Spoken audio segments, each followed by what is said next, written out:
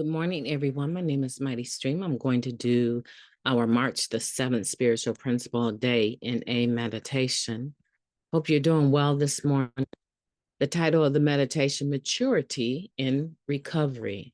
Maturity in Recovery. As we learn to show up without anger, resentment, or fear, we develop an emotional maturity that we might not have expected. Now, that comes from the Living Clean book, chapter 5, Family. There's a saying about addicts that makes sense to many of us. Our emotional maturity was halted at the age we were when we began using. Although this ideal is by no means provable, it may be useful in examining our behavior. Most of us can identify some pretty immature responses to life in our using days in early recovery, lashing out, taking everything personally, and worrying about what others think of us. Even for those of us with time in recovery, our prehistoric brain still has its moments of eat or be eaten. We can react to situations, especially in family relationships, rather childishly at times, no matter how much clean time we have. Science has volumes to say about how our brains and thus our behaviors have been affected by family relationships, abandonment and neglect, traumatic experiences, and drug use. Though Narcotics Anonymous doesn't weigh in on scientific findings, many members seek help from practitioners who do. Do some of us find outside help beneficial? Absolutely. Is it sufficient for our recovery from addiction? Not in our experience.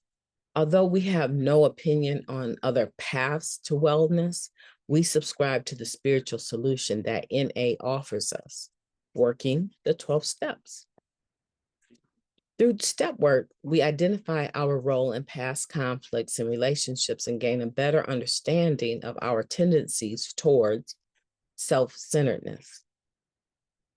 We examine what still provokes us today, causing us to act out in our current relationships with other recovering addicts, family members, and people outside of NA.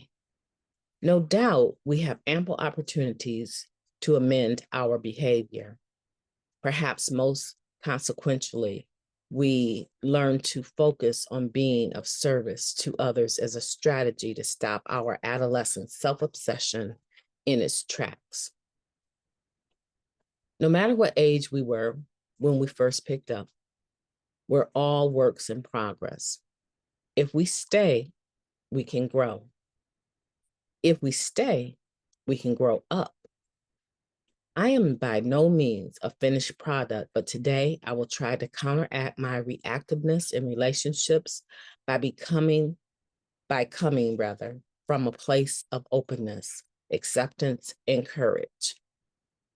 I like that. Let's take a moment of silence, followed by the we version of Serenity Prayer. Moment of silence now, please.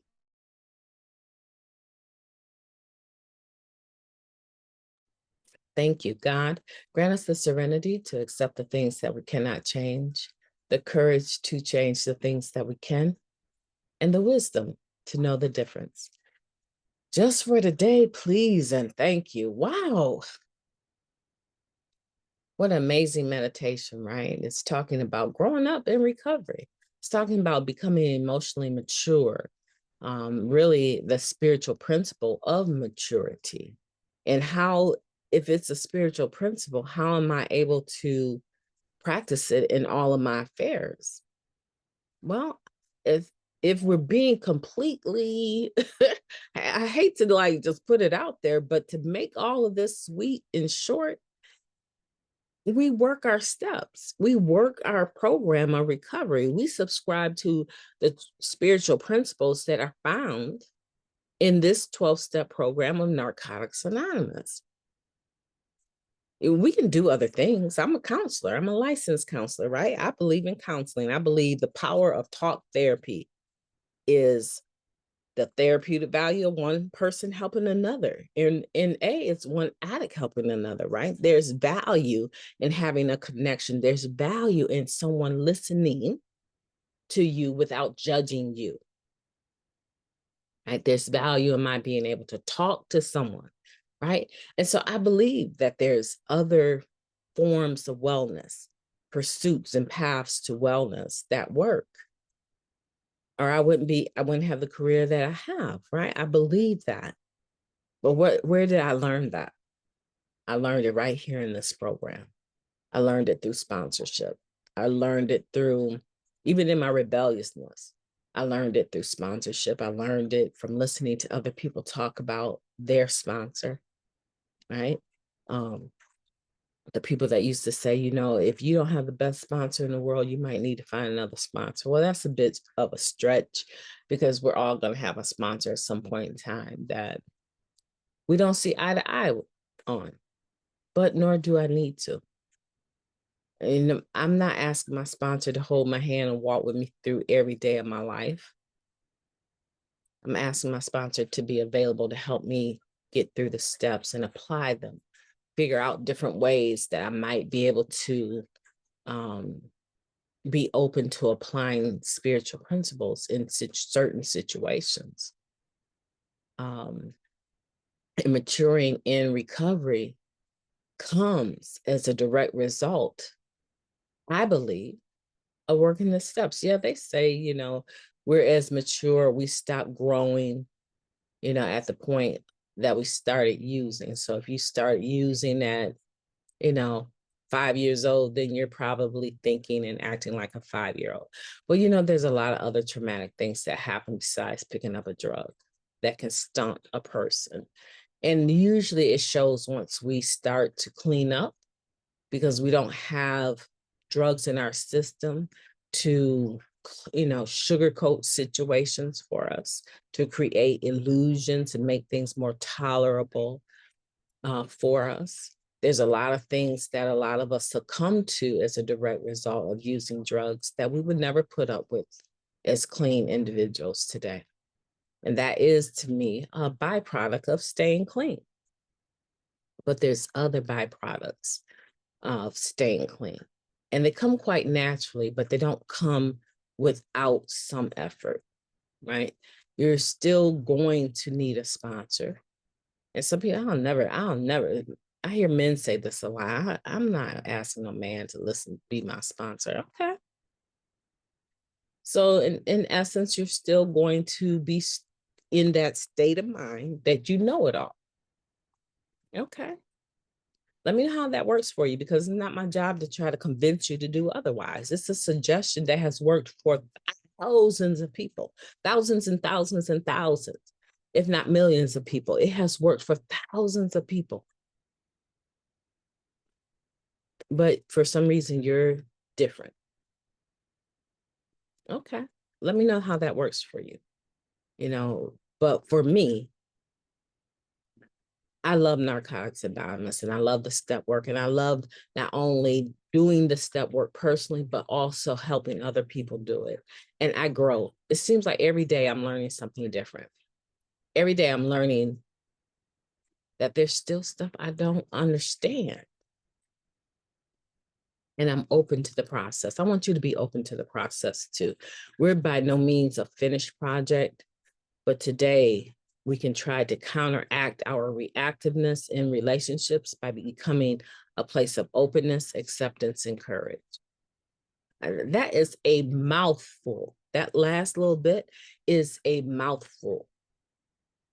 We can grow, but what about growing up?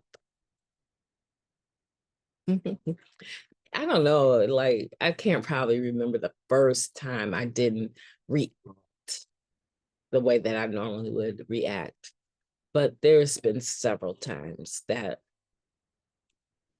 I'm smiling as somebody is clowning on me. There's been several times I'm just smiling when someone is clowning, and it's probably infuriating them even more, but it's not intentional. But in my mind, while they're doing whatever they're doing and waving their hands in my face and their mouth is moving, my mind like sort of transferred over to the past, and I'm just seeing myself pull a little kung fu out, right? My mind starts smiling inside, right? I just am like, they have no idea. And I'm just sitting there with this stupid looking smile on my face because my mind is saying, you wouldn't even dare put your freedom at risk by going to jail or putting your hands on somebody, and I'm just standing there. And then later, years later, the person had one particular memory. She comes up to me and she said, you know what? There's so many times I went off on you. I just want to apologize. I've grown up a lot. I used to think to myself, how can she just stand there with everything that I'm saying, all the names I'm calling her? How can she just stand there and not react? And I'm truly sorry. And my mind I went back to the smiling again because my mind was like, she don't get out of your face. It'd be terrible for you to punch her now. You did punch her all those other times, right? And I'm just thinking, yeah, that'll change, right? I'm thinking to myself, yeah, today you're grateful, but soon it'll change to hatred again. And so I come to expect people aren't going to behave or do things the way I want them to do, even in my family relationships, does not give me a right to go back to my prehistoric days before I got clean. No, I'm in this program for a reason, and I need to apply the things that I've learned. My name is Mighty Stream. I've gone on long enough today. I've enjoyed your company. I hope that you have a beautiful day on purpose.